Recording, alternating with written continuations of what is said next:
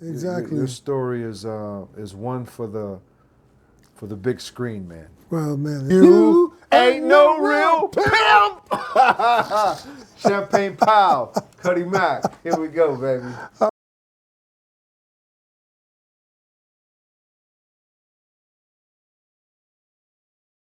Let me just start off by saying, man, there's a chill in this room. I feel like I'm in Chicago. Chi-Town where the wind blows. Look, I don't need this script, man. I'm gonna talk off the top of the head because I feel like being in your presence, man, it's royalty for me, man. I'm not a cheerleader, man. I appreciate that though, man. No, it's real. Like, I will introduce you as triple star bar OG Champagne Powell. Oh man, right? man. You know, I'm Louis Ski Carr, they call me Cutty Mac, but can I speak on when I first met you? Is that all right? Yeah, I'd appreciate it, man. I appreciate it. So I'm a thespian myself, man. You know, I survived the streets of Inglewood, black and Mexican. I always wanted, after Soul Train, which comes from Chicago, Don Canellas, right? And my singing group was on his show, too, in Chicago. So we got a lot in common, Triple Star. Yeah, yeah. But the thing for me, man, is like being an actor, my mentors taught me to play the truth, right? Yeah, yeah. So I was playing one of my first big movie roles for being a black actor, right? Right. Black and Mexican. And I always wanted to be a hustler, like a pimp, like a street cat, right? Because they got the most respect, the ladies, the money. So my first day on set, man, I'm ready, right? At least I think I'm ready, right? And then you show up with a Borsalino and a mink and just gravitas and just... You had this pedigree, this energy about you, and you ain't even said a line. You ain't said a line yet. So then we got these young whippersnappers right in front of us, man. I say my lines, you know, I'm thinking, you know, I'm cutting macking on them, right? Right. But your first line, I felt like you brought it from your soul. And I've been saying that line. I've been saying that line as a level where I'll never go under, because how you delivered it. The cameras was there, you was there, minked up, and I was here, Cutty Mac, young Cutty Mac, and you said to this young cat, you remember? You ain't no real pimp! You know, my bitches can't control them drugs. I'm have to send all them hoes to the rehab. You ain't no real pimp! Man, I never forgot about you, man. I saw the passion, I saw the pain just in that delivery. Right, man.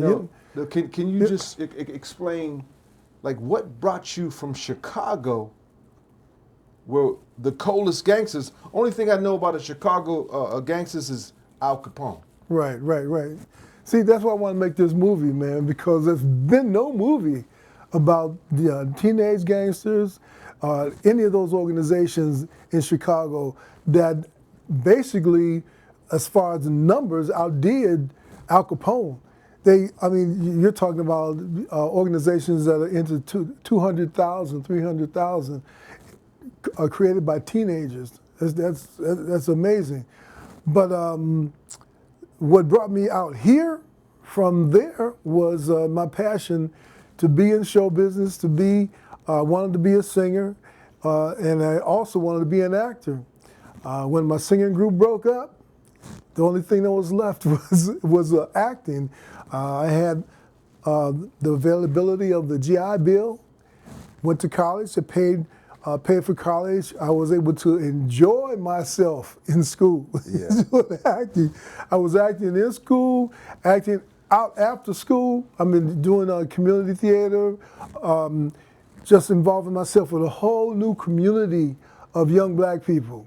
You know, I grew up in Inglewood with an E. With an E. We spell ours I-N-G, you guys are E-N-G. Right. And on 63rd, and believe me, the population was quite different than the actors that I involved myself with. And this reminds me of something. Yeah. My chief in the St. Lovers, his name is James Anderson. They call him Satan. There's a documentary from the History Channel called Stone to the Bone, and he's featured in there, and he narrates a lot of stuff. Yeah. He told me, this was in the 80s. When So this is a true story. This is a true story. Yeah. This was in the 80s, and he would always keep in touch with me, Yeah. which kind of made me a little nervous, but because he was different, and that was he was a very powerful and extremely feared guy in Inglewood, and he became a minister. But what I was going to say, connecting the theater, my theater background to that, Yes. he told me one day that, I guess I can use this guy's name. His name is Paymoon Rami. He's one of the featured black directors, theater directors in Chicago. I won a Joseph Jefferson Award in a play I did called The Mighty Gents, which has to do with gangs. Yeah. And it turns out that director, as featured as he was in Chicago, his first cousin was James Anderson. Small And world. he told me that. I said, what? Small world. Because he said you're an actor. He said my cousin is in the act. He directs it. I said, well, who is that? His name is James. I mean, his name is Paymoon Rami. I said, what? It's just I couldn't believe it. But then those were like signatures that let me know I was doing the right thing, going in the right direction. Yeah. Why Chi-Town Gangster, and like why now? Like what would you want your story to tell in the world today? Because Chicago's different now, right? That's the point. So back then when you was 15 and it says in 65 you was a leader, a warrior, and a teenager. Right. So you survived that, right? Exactly. So you're like a success story. Exactly. So being this age, what would you say, let's just say it's a two question. What would you say to that young cat as you are now saying about how you would love to sell and put this movie out there for the culture? Right. Okay. Yeah, very good question. And the reason is, in the 60s compared to now, it was just a big difference. After they destroyed the teenage, at least Black Peastone, when they destroyed that. What was it called? The Black Peastone Nation. Black Peastone Nation. Right. The higher ups, that's all as far as I want to say, made sure that organization, along with Fred Hampton, all those people that were considered threats to national security, they were taken out. So after that, then a lot of the guys went to prison in the 70s, didn't get out until the 80s. Now when they get out in the 80s, what's there but crack, cocaine? Now I have no idea we had no idea what that was. That was just something new, and before you know it, there were no more mothers, no more fathers, no more uncles, no aunts, no grandfathers, no good neighbors, no anything, because everybody had been strung out on this crack. Yeah. So they're dying off. The young people who have nothing, no one to look up to, have no idea what honor is. Yeah. Have no idea what respect is. So you can't organize if you don't have honor or respect. And that's what I want to point out to these young people today, not that I know of some way they can turn this around, because, to be honest, a lot of them would have to have kids again, and those kids have become 20 to have the society different, especially in Chicago.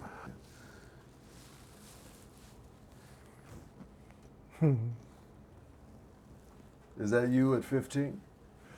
A representation. Representation. That was my actual 12-gauge semi-automatic shotgun, though. What is a Chi-Town Gangster, man? Well, man, see, first of all, Chi-Town, my whole point with this story is the difference between Chi-Town, Chicago, and anywhere else in this country, especially when it comes to black teenagers. It's something that's totally different. So real quick, not to cut you off, yeah. Champagne. So would you say a Chi-Town gangster is different than a New York gangster or Inglewood, Los Angeles gangster? Isn't the through line gangsters surviving the streets and the gang members of the gangsters or their family when their family has turned from them, or just to survive the streets? It's like, I guess my question again is, let's just go from here. In 1965, you was a leader, you were a warrior, and you were a teenager. Just a little bit, if I was the 15-year-old version of you, and you are the man you are today, like what would you say to me, how you survived the streets of Chicago being a gangster, and what that was about, and how Chicago is now, Right. what they deal with. Like if Right. I'm the 15-year-old version of you. First thing I would ask a 15-year-old is, what is a gangster to you? What is a gangster to you? 9 times out of 10, you know what they're gonna describe? They're gonna describe a drug dealer. That's what they're gonna describe to you, a drug dealer, because that's all they know. Yeah. When I was doing that, the policy of our organization was Yes. that no one should use drugs. Definitely no one should sell drugs. Now, you had drug dealers, but they weren't an organization, but we were gangsters, so they would have to pay to sell drugs. So a Chicago gangster had more power than a Chicago drug dealer. Oh yes. Wow. Yeah, it wasn't, but see, it's a different time. You didn't see drug addicts walking down the street high, and your kids can't be on the street because you got these crazy zombies walking around like you have today. Yeah. You didn't have that, Yeah. but now with crack and everything, it's a madhouse. I mean, Chicago had been in the news because that's where the gangbanging started, but it just morphed into a different type of reality. All these kids now are basically crack babies. Their parents are on crack. Now they were born with crack in their system. They don't know anything about honoring old people, honoring anyone. They don't have a leader. They don't have, there are little groups of 4, 5, 6, 7 little groups running around and fighting each other and for drug territory and all that. Yes. But that brings me to point out to the kids today, just like the Venezuelan drug cartel or gang Now? now how they've been taking over buildings and apartment buildings and everything in Chicago, and the so-called gangbangers out there, they don't know what to do with that. They don't know. They don't, because they have no leadership. Yes. Their leaders are either dead or in prison. Yes. They don't. So they can't organize. Not in that way. Yes. And these Venezuelan gangbangers, they're highly organized. And back in my day, Yeah. you didn't have the type of weaponry they have today. You didn't have that. The biggest thing you might have is a 12-gauge semi-automatic. Right. But the machine guns and all that these kids have now, that these Venezuelan gangbangers have, we didn't have that. So I don't see how those young guys in Chicago can do anything to defend themselves or anyone else from these. It's going to take National Guard or the government, but it seems like the government is the ones who are putting them in there. So what was your pedigree as a 15-year-old gangster in Chicago back in the 60s? My pedigree. I mean, like, what was your fascination? Like what led you to being a Chicago gangster, and what was the road like? Because you were also a social worker, you were also a singer. You became you cut your teeth in Chicago theater. Right. I haven't heard talk about the story about Denzel and what changed your life and that. Right.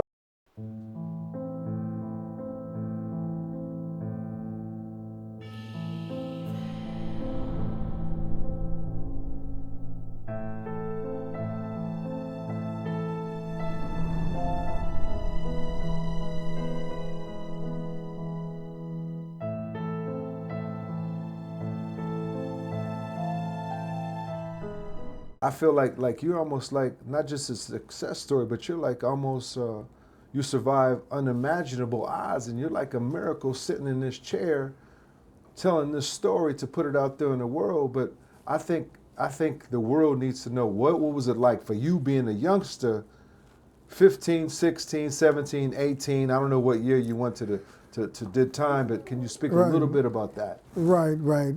Well, first of all, I have to give credit to my mother because she prayed for me and my brothers all the time.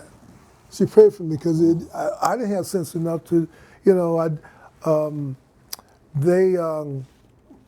my father had bought me a .22 rifle. First gang fight I went to, I took that rifle. This one? No, it was just a .22 rifle. They just sawed it off, and I never saw it again. Are you serious? Yes, I'm serious, man. And, Jesus but then that's only like 15. I was like 15 then. 15 with a rifle? Yeah. Oh man, it's worse than that. It's worse than that now. My son, who still lives in Chicago, he's talking about 12-year-olds carrying pistols, 12-year-olds shooting for nothing, just killing people.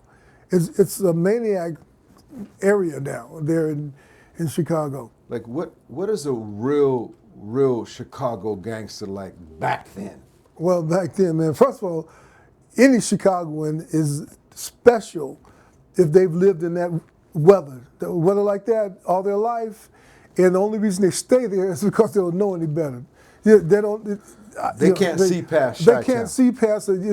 Once they leave, most of them, and find out that people live where it doesn't snow, it doesn't get cold, they want to leave. But what kind of elevated me to where I was at that time basically began with my friend who was killed. And this had to do with the fact that Chicago is basically known as the most segregated city in this country. So we weren't, out here you can have white people, Hispanic people, East Indian people. We live most of our lives just among ourselves. So at this point, when I was involved, the disciples were moving westward into my neighborhood. And they were taken over as they normally would because they were the strongest, largest gang in Chicago. So my friend ended up getting killed. His sister was a boyfriend of the leader of the St. Lovers, and I think that's why he was pinpointed.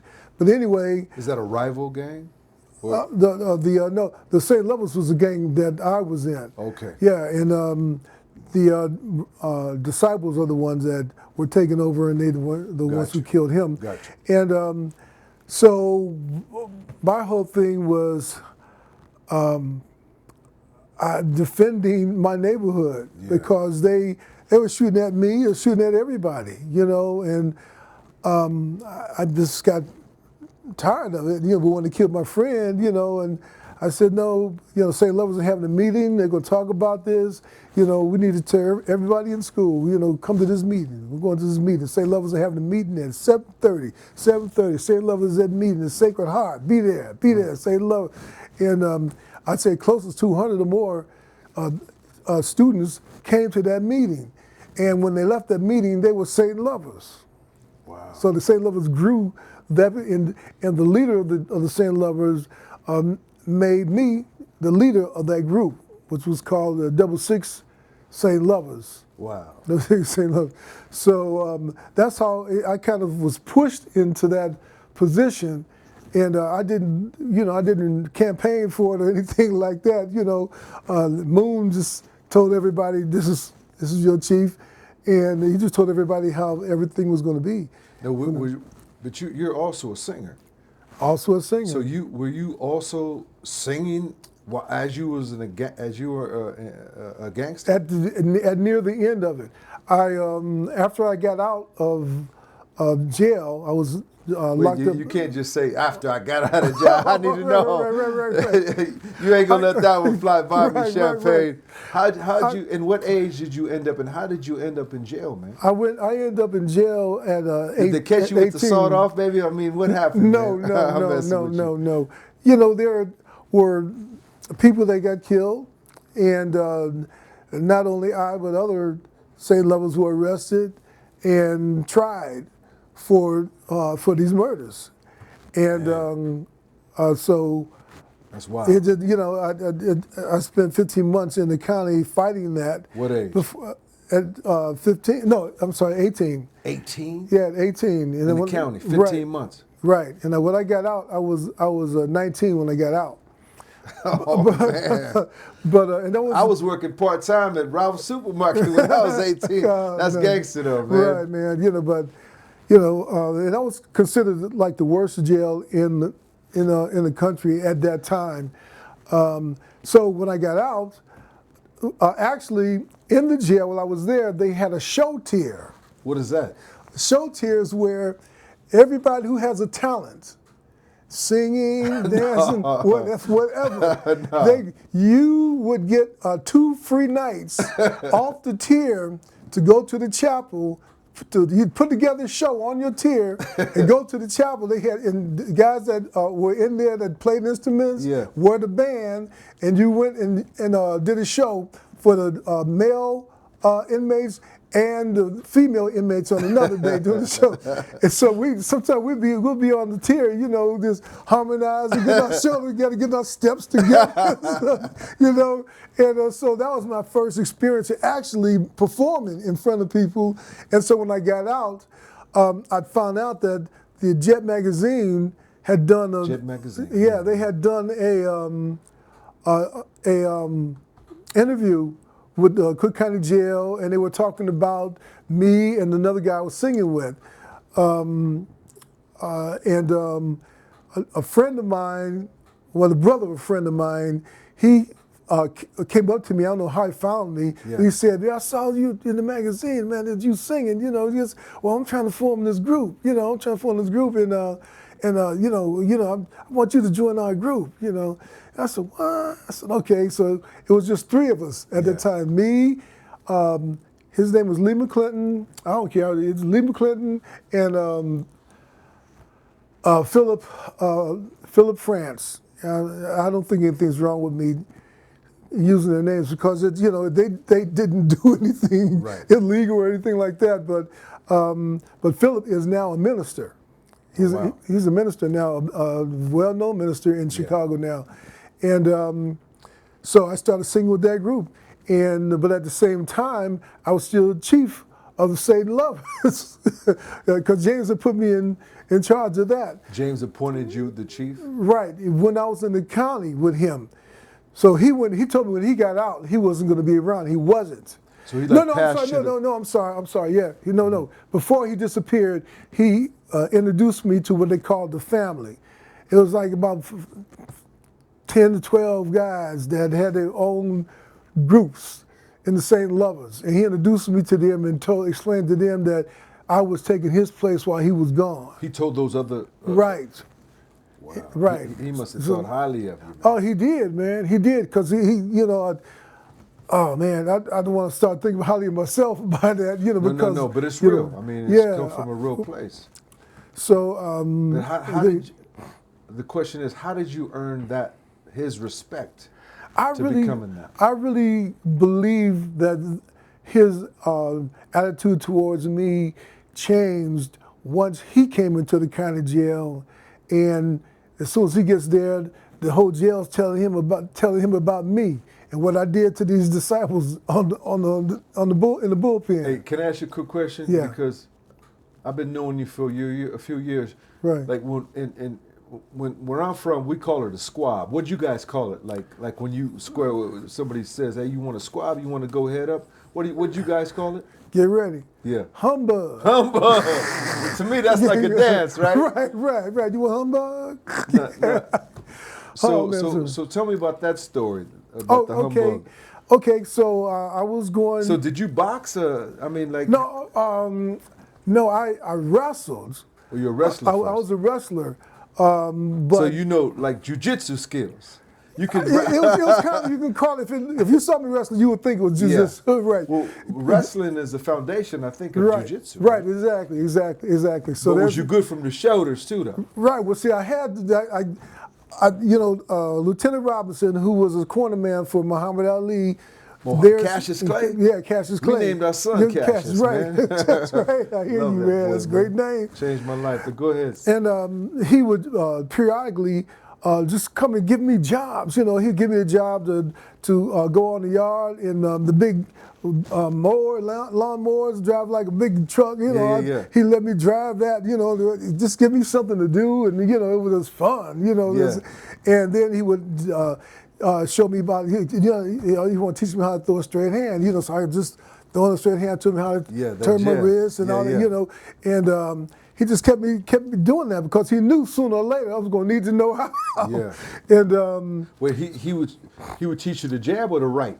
No, he just straight hand. Just the straight. Right. It was straight. It was a straight jab and a straight right hand. Right. He didn't teach me a whole lot of stuff about it. It was just the main stuff, the main thing. Because the average person that's trying to fight you, if they're not a boxer, they don't know what to do with that. They don't.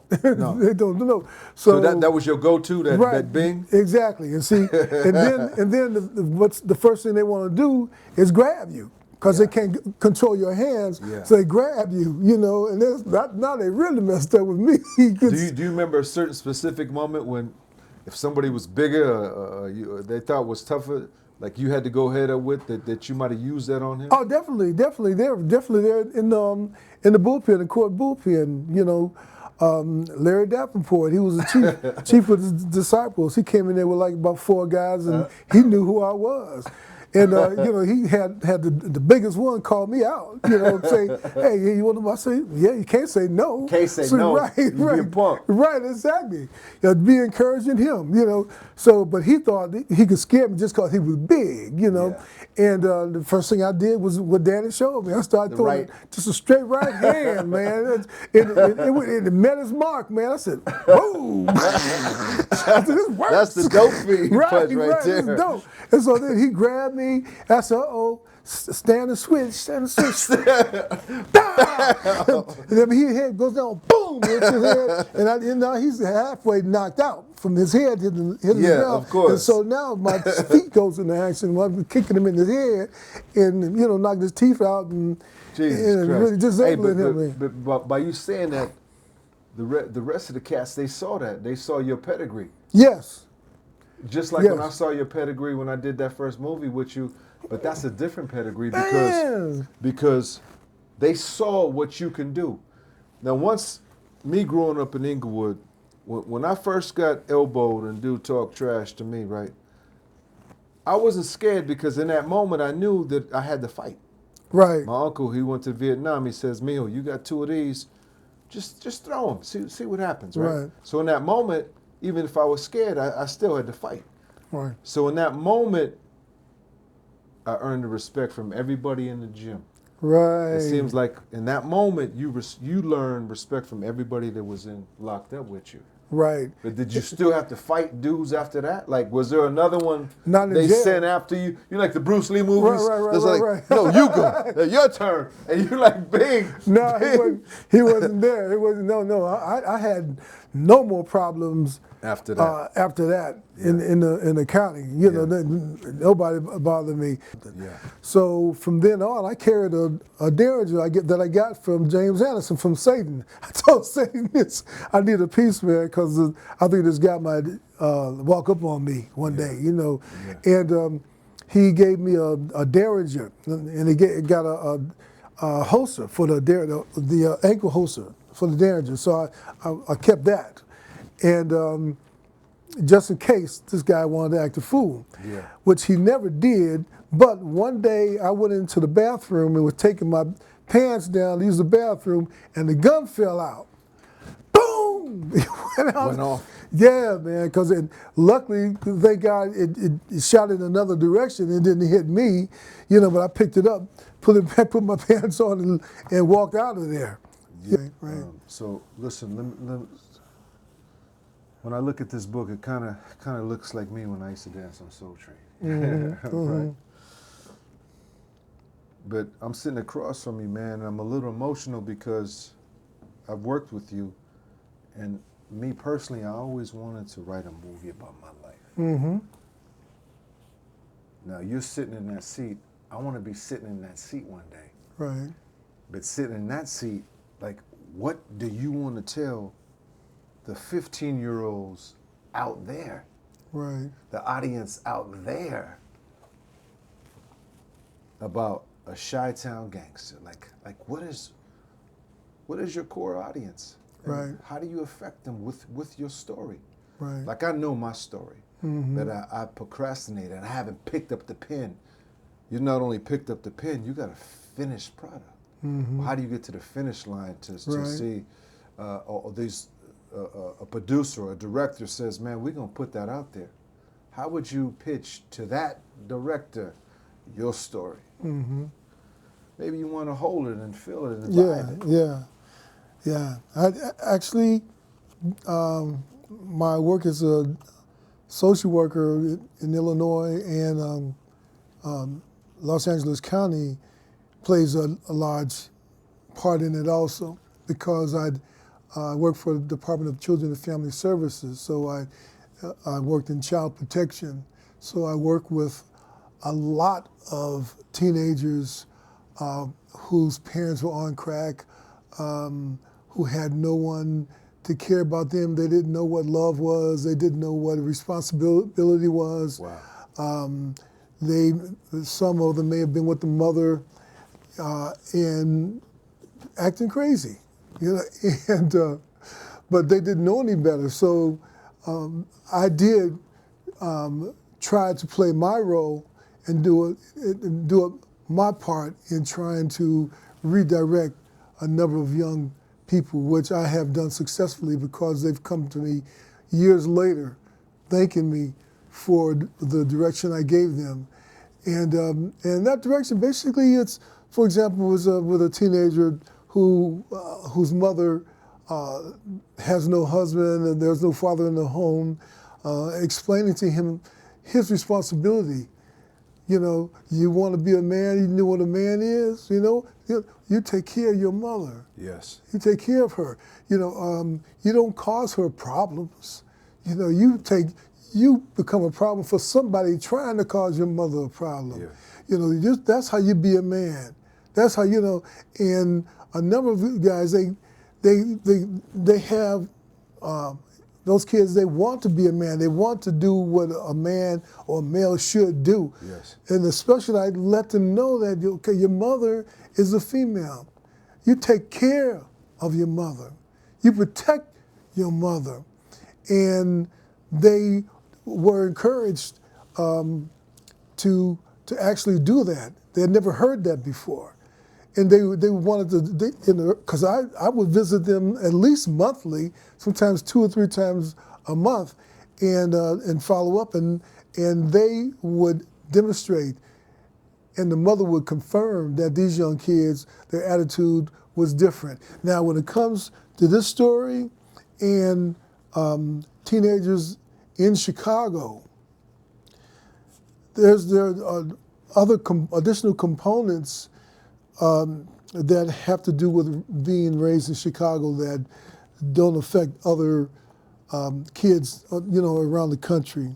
And looking at the kids now in Chicago, I hate the fact, especially when I had time to revisit Chicago and see what it looks like and what's going on there. And, teenagers looking at me and rolling their eyes, and okay, you roll your eyes, I roll mine back. But the difference is they start pulling guns.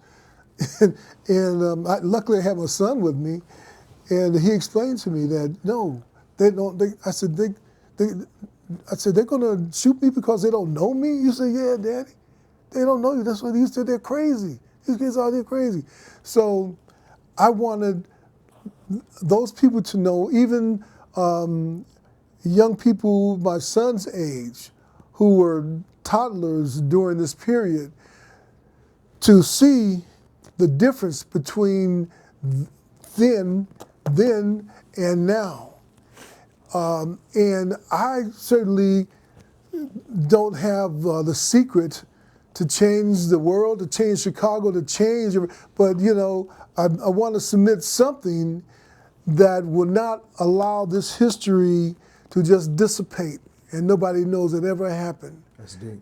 You know, there's nothing that, you know, and I look at, you know, the guys I grew up with and try to discuss this with them, and they have really no interest.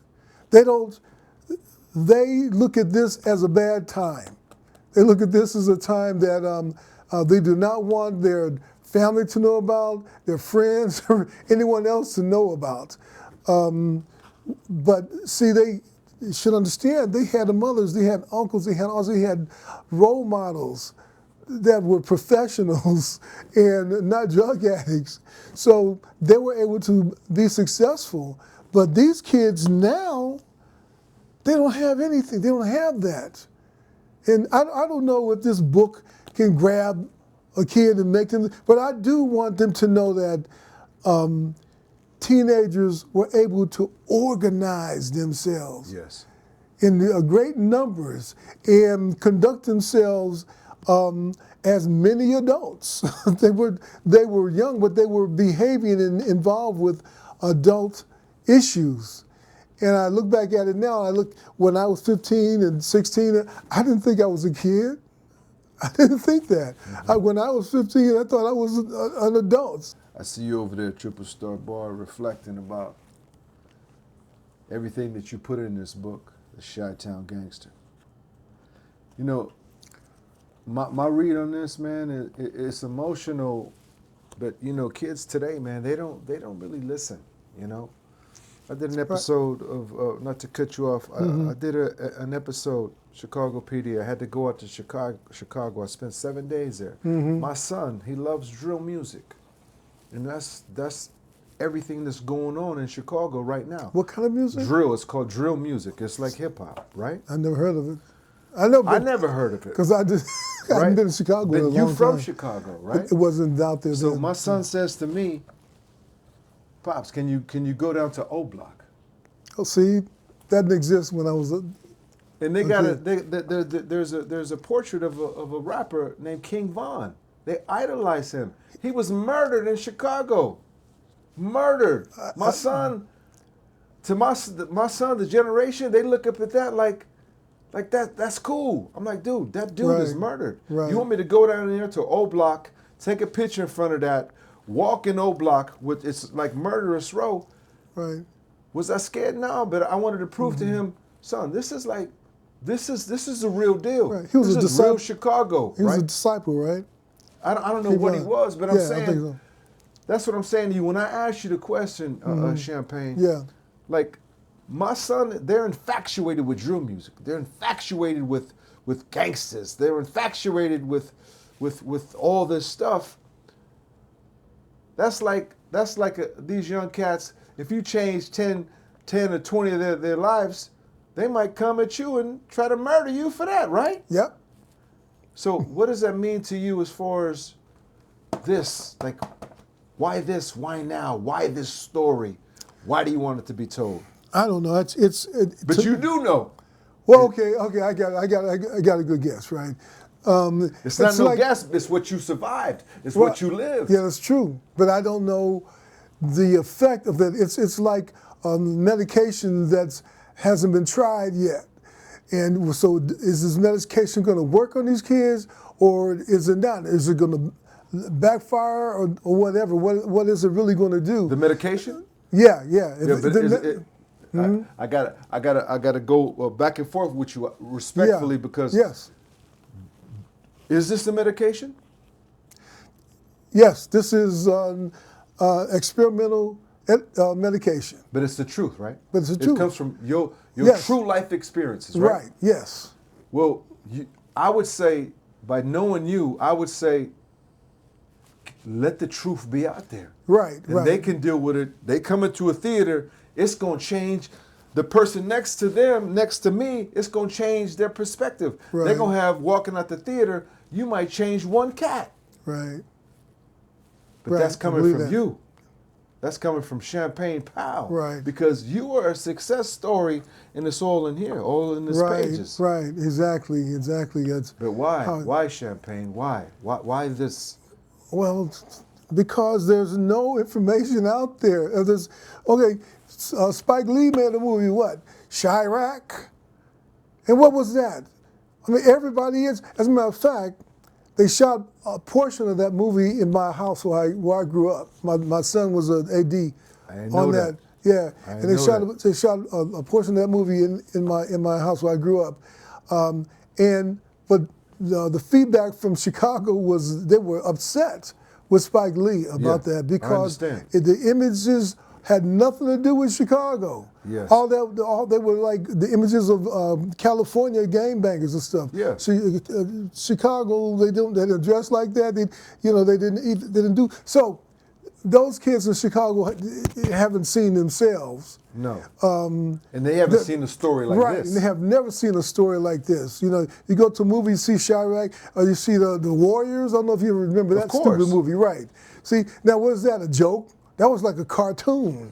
It's like, it's nothing that's real. So I wanted to write this book. I wanted this to be submitted to these kids so that they can see what is real, what is true, what has happened, and that there's some light at the end of the tunnel, that you can be involved in something like this and still be successful in life. Have a goal for yourself and have enough strength regardless of what you went through. As a matter of fact, they talk about how plants that are growing in gravel are stronger than ones that are growing in regular soil because they have to work harder to survive.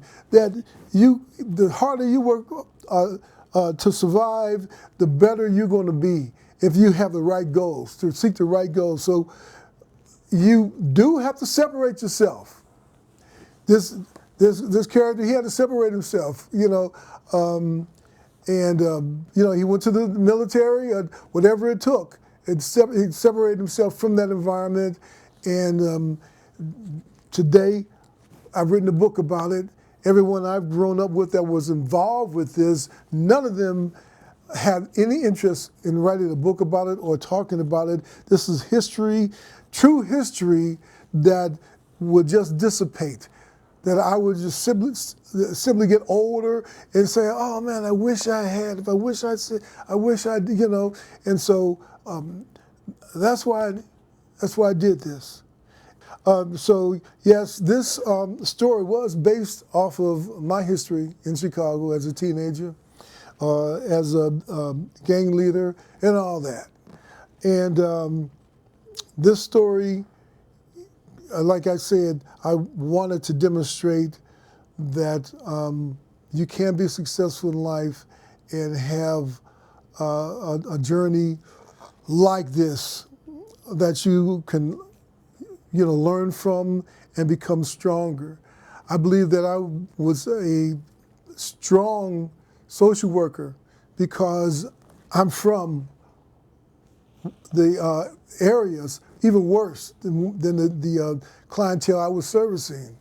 You had a lot of social workers that get out of grad school and the first 6'5" cholo they see, they're scared to walk into the house. They're scared. Kids need help. Kids may have mental health problems or something and can't talk correctly. So you have to have a sense to know when that kid is in danger. And because if you leave there, that kid can actually die, and that's happened recently. Thank you. What is Chi-Town Gangster? What is that about? Chi-Town Gangster is about a 15-year-old who finds himself leading a group of around 300 teenagers who have joined a gang called the Satan Lovers. And this book is about their attempt to protect their neighborhood and themselves as they're surrounded by a gang called the Disciples, a huge gang called the Disciples. This involves the fact that the whole city was segregated. The segregation line was on Ashland, which was the borderline between black and white, and so no disciple, no Satan lover, anyone could pass that, go across that line, and so that left no room for us not to clash with each other. At some point, these teenagers decide to defend themselves, to pick up arms and actually fight against this group called the Disciples. Now, I want to say today that there are no more disciples, actually, and all those that are still alive are friends. To this day, have been friends for years. They don't harbor, they don't want to hurt anyone. They want to live a happy, healthy life. Now, did these teenagers amongst yourself, did you guys have a choice to be a Chicago gangster? Did you have options? Could you do something else, or was every teenager forced, or there was the only option for survival just to be a gangster living in Chicago? No. There were. Did your mother know you were a Chicago gangster? At some point, my brothers told her, and so she was fully aware.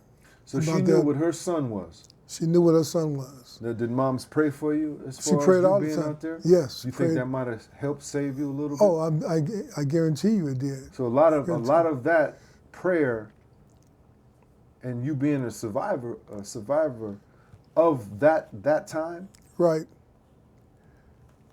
That's all in here. Right, I know. Where I was shot at point blank, and the bullets. Talk about that. And I think that's what the world wants to see. Talk about though. See, if I'm having a conversation with somebody, right? Yeah. Say that you talking to a fine honey dip. If you don't get her in those first 5-10 minutes, you're not gonna get her. Right. How you gonna get them in the first 10 minutes, man? Like, why? How can you get that audience to be attracted and into your film, your story, your survival of what you survived? Like, how do you hit them? Like you said, when you was fighting back as a 15-year-old, when you had that right, how you hitting them with the right, but with this story? Right. Well, I really believe that my survival was had a lot to do with God and protecting me. And the proof of that is, as far as I'm concerned, are those moments when I walk out of a Satan lover meeting and there are three or four disciples just waiting for someone to come out, and they are point blank shouting disciples, and they start shooting at me, and I can hear the bullets going by my ears as I run. That's and all in preparing, there? Yes, that's in there. And I'm preparing to get hit by a shot and not get hit. And so every day you knew that you could die. Every day, yeah. Jesus. Exactly. Every day I knew. No one thought they were going to live past 21. You hear that a lot. But I didn't think I was going to live past 21. Right. See, a lot of people say that, but it was very true back then. And one of the things that I'd learned when I was in jail was that most of those guys, they would always talk about, well, if I don't live long, at least I had a baby, and I left my seed here. I left part of me here to grow here, Yes. And I believed in that. And the first thing I did was have a son. Yes. Did that change you a little bit? Yeah, it changed me a little bit, but I wasn't ready to have a son. I wasn't ready. I wasn't. I thought all I had to do was have my son next to me, 4 days a week, going with me wherever I was, as long as he's with me, and I'm steadily talking to him and feeding him information and knowledge that I'm thinking that's, but it didn't work like that. Yeah. It didn't work like that. He told me how it bothered him. I didn't know that, because I had so many girlfriends, and he's with me all the time when I'm going to visit different women, but I was too young to understand how that could injure a kid. So it was, there was some ignorance there, as some of the decisions I made. Gotcha. Champagne, I still want to reflect back, man, when I first met you, man. Yeah. You know what I mean? It's like, if I know, God willing, there's nothing that's going to stop this story, this book, this almost the Bible of surviving the streets of Chi-Town, Chicago. Now I know a little bit about the man who I did one of my first scenes with in a movie. It was a bona fide movie. That was a bona fide fiendish scene that we did. Now I get a little background of who you are and your pedigree. But when you said to me, man, you gave me one of the biggest compliments. You said you saw me in a play called Champion in New York. Mm-hmm. And you came up to me, man, and you said, man, you the real deal. Yep. Well, when I first met you, Mr. Champagne Powell, you were the real deal to me. So it's back and forth. It's mutual, yeah, definitely. It's back and forth. It's man to man. Right. I know after Soul Train, I cut my teeth in theater. Mm-hmm. I wanted to study the craft because I knew I had talent, but I wanted to be the best, like the best at what I do. Why? Because I knew I was going to come up against cats like you. Like, you the real deal. I ain't no gangster, but I ain't no punk. No. You a real gangster. Right. Well, that's true. But see, actors compliment each other. If they, especially when they're good. Yeah. You just iron and sharpens iron when it comes to that. Of course. Definitely. But I want to ask you, Champagne, Triple Star, Borrow G, how did you become a bona fide, in my book, fiendish actor like you are? Was it Chicago theater? And I read in this book about Denzel very good and how you question. became a Hollywood working TV actor. Right. How did you get to the set, our set? Right. How did you get there from surviving the streets of Chi-Town to becoming a working actor? Exactly. Was it Chicago theater? Was it that moment with Denzel? Or how did you get there? Well, it was before there. It was when I enrolled in Columbia College to major in theater. I had no experience in theater. All I knew was that I wanted to be an actor. Let me hold that for you. Slow, man. Right. And as I was in school there, I realized that there were instructors that actually could teach you something, and then there were other instructors who were just there to collect a check. And they didn't, but the only reason you recognize them is because you had experience with the great teachers who talked about acting.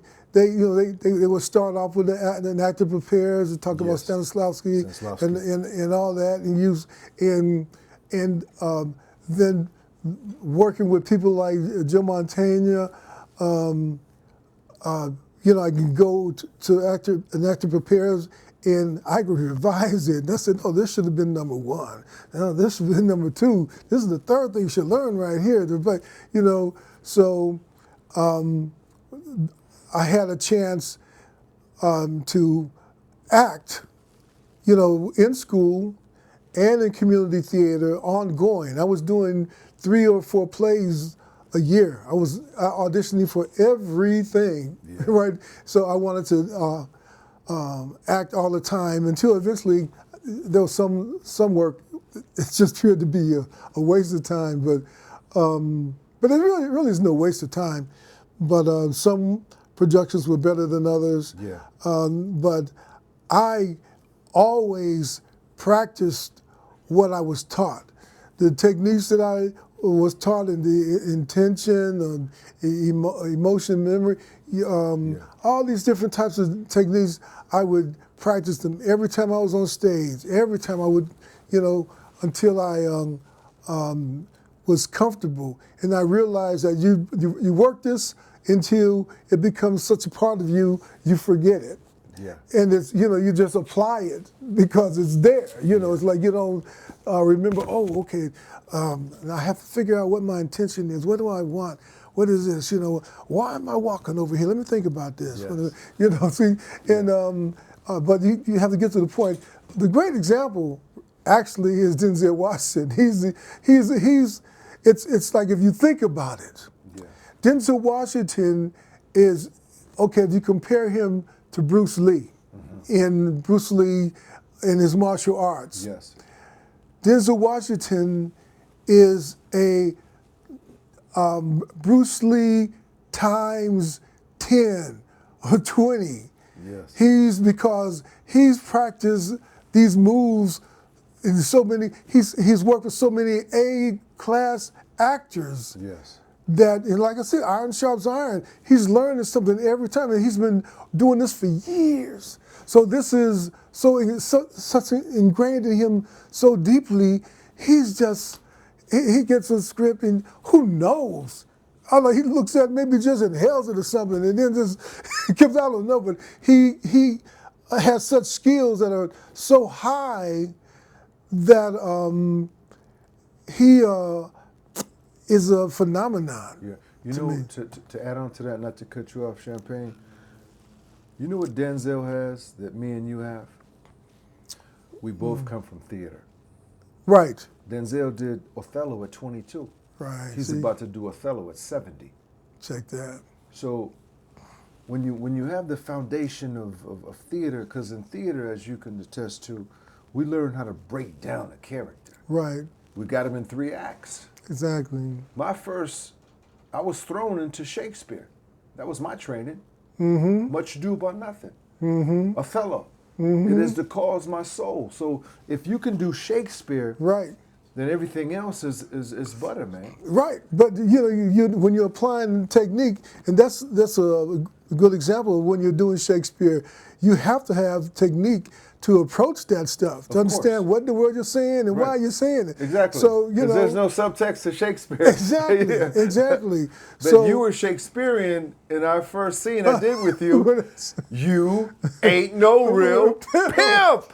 It is the cause my soul. You were Shakespearean in that moment. Right. How did you go from Chicago theater to that moment with Denzel to becoming a working actor? The first. Tell me about the moment with Denzel, baby. I need to know that, baby. Okay. Well, I was hurried when I got there. I was already ready for that. At that point, I had people arguing with me because I would tell them that, oh no, I'm as good an actor as him. I really. But that's your belief. You know what that comes from? Survive in Chicago, survive in the streets. That's true. But then this was like years ago when he was a good actor, but he wasn't the Denzel of today. I'm not saying that I was good as he was, but I felt that I had enough technique in that like you say, my life experience, the things I can draw from, he didn't have. No, of course not. That's not his pedigree. Right, exactly. But he's classically trained. Exactly. You classically survival from the streets of Chi-Town. Exactly. So that's the difference. Right, exactly. Like, again, I'm not a gangster, I'm not a punk, but I've learned how to be a real gangster from my uncles on my black side and my Mexican side. My Mexican uncle, Ricky Garcia, rest his soul, he was like, mijo, if you ever went to the pen, homie, you're going to have to choose a side. You're either going to be black or Mexican. I understood the pedigree and the politics of where you come from and where he came from. Right. So by you saying, I can go ahead with Denzel, you're supposed to think that. Right, exactly. Because you can. Exactly. Denzel Washington, he has no scarcity towards Pacino or De Niro. I think Bogart had no scarcity towards some of the other greats, Edward G. Robinson. Right. Or Cagney. Right, it's just life experience, difference of life experience. Like when I went ahead up against you, I wasn't scared of you. I knew I was on the right track. Right. And I've been carrying that with me. Now here I am sitting across from you, really being a part of your story, because I want to sit in your seat one day. I want to be able to tell my story like you're telling your story, because your story, it's going to be seen.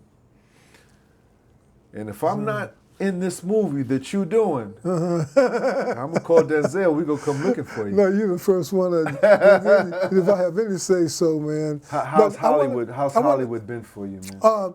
Before I get there, I want to give credit to the first acting instructor I had where I learned something, and his name was James Englehart.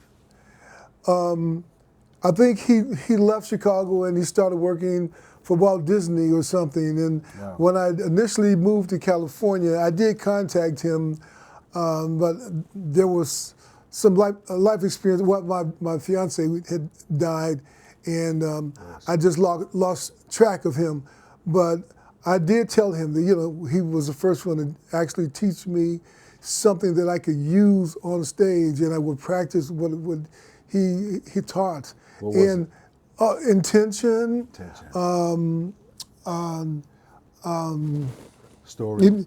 Well, yeah, not just that, but intention, because I haven't even said these terms for so long. I just do them. But intention. Naturally, they come. Intention and the use of points. Understanding how intention applies to every other technique you use. Yeah. You have to have intention first, know why you're doing it.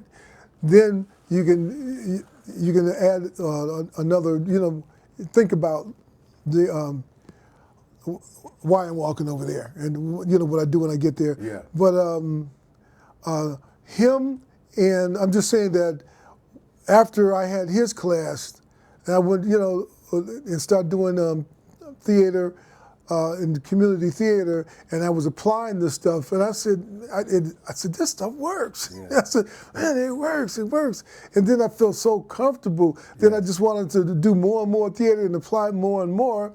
Then I ended up with a class with Joe Mantegna, who was a young guy just teaching acting for film at Columbia College, I guess to make ends meet. What was that like? Oh, he was a down-to-earth Italian guy, and he still is, man. I really wish I had a repeat of an opportunity I had to really know him. Yes. He took the time to come over to me and my family and sit with me and try to talk to this knucklehead who I was so surprised by it. I didn't know what to say. I was so brainwashed that, you don't talk to these stars. The stars, they just expect you to want something, and so you don't act like you need them to do this or do that. And I should have told him, I tell him nothing about this. If I had told him that. Yeah, I don't think you were a knucklehead. I just think that you come from a place of security. Like we being from Inglewood, we have shields. Yeah. We don't let anybody in. Right, it was a habit. It's not a scarcity, it's just Right. a survival technique. You're right, So you're right. That was not ignorance, but maybe Misplaced. You were guarded, Yes. right? Yes. Because when somebody approaches you, the first thing is our What do temperature they is want? like, what Yeah, do you want? exactly. What do you want? Exactly. Like, why are you being nice to me? Right, exactly. Like, Yeah. what's your intention? Right. What you just talked about. What you share with me, what Exactly. what he taught you. I had a sidebar. I had a problem with a character. I called you and you told me the Right, right. same thing. Intention. Right. What do you want? What's the Exactly. scene about? Exactly. So that helps. I think did that help you becoming a working Hollywood actor? Yes, definitely, because when I went on auditions, man, when I went on auditions, man, I really impressed myself compared to other people auditioning, man. I felt so powerful having an understanding of acting when so many. Unfortunately, I'm talking about those films where you're dealing with other black actors who just never had any training Or skills. right, and all they can do is act toward acting. They act as if they're acting. It's like, but they don't know any better. They don't, It's a falsity. Right. So when I was competing with all of that and getting roles and stuff, I would it just boost my confidence, and I figured I could do anything, anywhere, anytime. You know, so that's good, man. yeah. That's good. But see, here's the thing I want to share with you. You come with life experience, Right. and on you top come of with it. craft. Exactly. You can't teach what you went through. You can't teach that. You could teach acting, but you can't teach what you went through. Right. So you're Yes, you're right. And because I was teaching acting for a while after I got out of Columbia, and that was one of the main things I discussed about the difference between actors. You know, what's the difference between Al Pacino? What's the difference between the other Heat. De Niro. De Niro. What's the difference between De Niro? What's So the what difference is the difference between those two? The difference is life experience. But De Niro comes from a hardcore thing. So if they had to go head up, he wouldn't blink an eye. Yeah. But Pacino, you know, he's more brainy. You know, I can outthink you. You know, I can think you. But see, you don't realize that your life experience back here, where you have to be, you know, just the way you walk and carry yourself keeps people from bothering you. You know,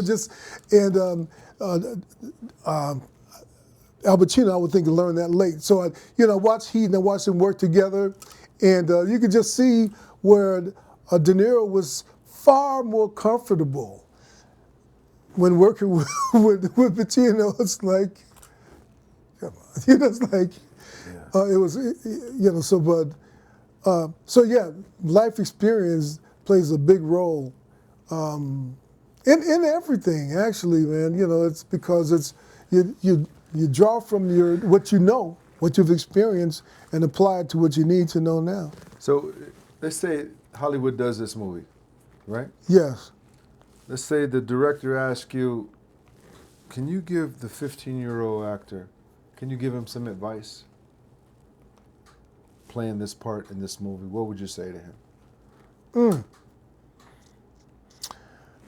I would have to be, because again, I would be concerned with his life experience, even though it wasn't long. If he's only 15, but I'd want to know the environment he came from. You know, what actually could he draw from his life experience, even though it's been short. You know, let me rephrase that question. You got 20 actors coming in, they all 15. Right? Okay. What are you telling that actor what you want in that scene, in that audition? What are you telling him what you want in that scene? Okay, it depends on the character. If the 15-year-old character playing you. Playing him. Wow.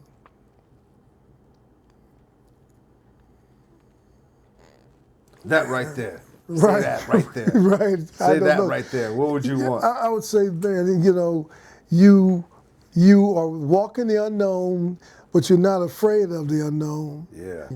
So say if you have an audition for the 15-year-old version of you. Right. You're in the casting room, right? Right. You got Sony Pictures. You got all these heavyweights, right? Right. They doing your movie, Chicago Gangster. Mm-hmm. 20 actors walk in, right? All right. But that one actor walks in, and he's got it. Mm-hmm. He nailed it. Mm-hmm. What did he nail? What did he do besides them 20 actors? Right. What did he give you in his audition? What do you think he gave you? Very good question. See, first of all, they all were given the same sides to work on for the audition. So each one's going to have their own version of this character. What I'm going to see from the one that gets this role, the one that books the job. The one that books the job is the one that is as closest to this character regarding him facing the unknown, being a 15-year-old, being placed in a position he didn't know what was going to happen outside the fact that he knew it was dangerous. Yes. But he felt he was chosen, and it's his purpose in life now to prepare and handle the challenges that are upcoming. And there are going to be many, in that he needs to know who to rely on for advice, to fill in those areas, the spaces that he can't fill, that he needs to talk to someone about. But in general, he's gonna plug all those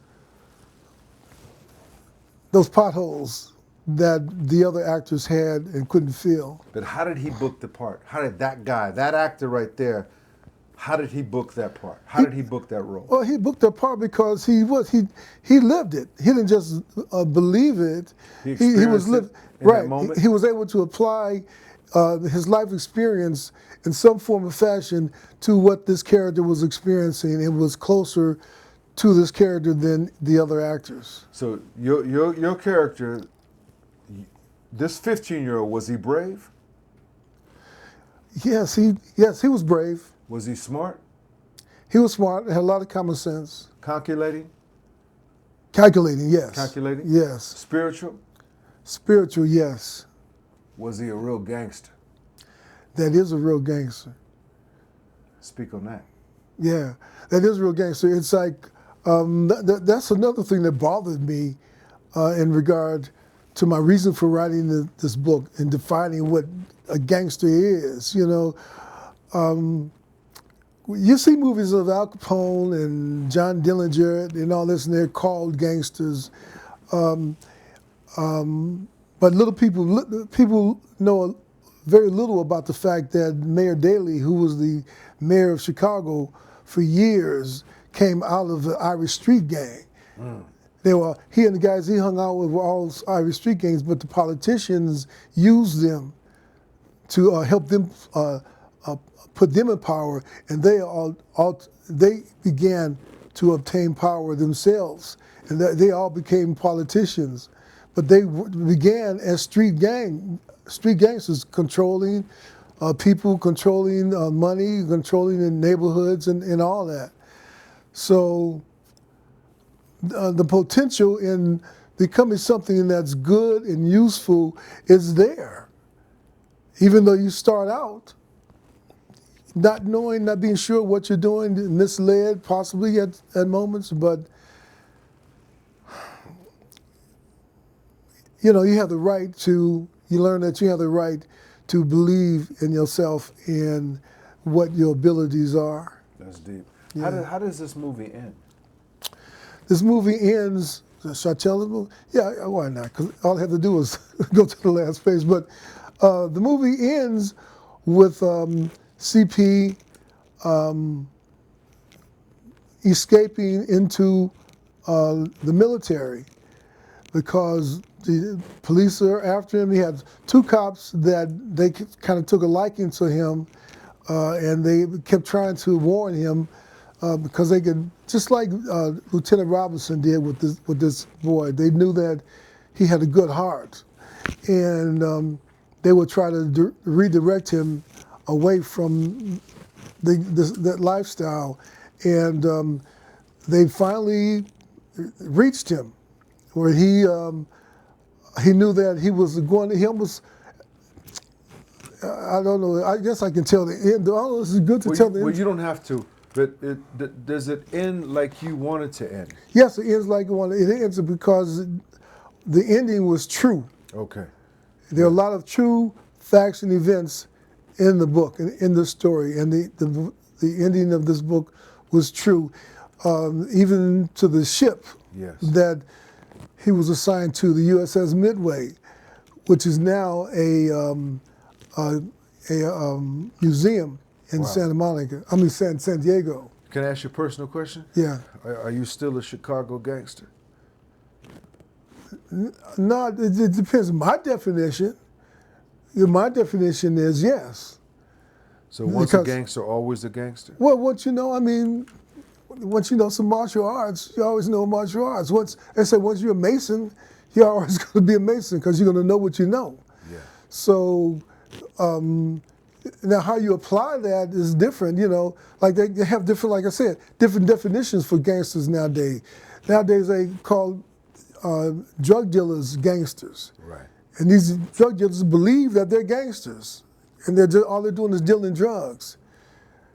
They don't know that the gangsters control the drug dealers, they control everything. Yeah. Man, I just, it was an honor to sit across from you because I've learned so many things, man. But I really learned that you got a heart of gold. Like you survived the streets of Chicago, and I felt it was our destiny to meet. and me being a part of this, man, I believe in your journey. I feel that there is an audience out there. And once you find your audience and the right people to be behind it, this story is going to be told, man. Right. And that inspires me to pick up my pen, to stop procrastinating and write my story. You know what I mean? Because we all have stories. Right, exactly. But exactly. Your story is one for the big screen, man. Well, man. Or the little screen, but it has to be seen, man. It took a while, but finally Hey, let me it just, got there. can you hit that line with me one? Okay. I can't say that to you. You ain't no real pimp! Champagne Powell, Cutty Mac. Here we go, baby. All right.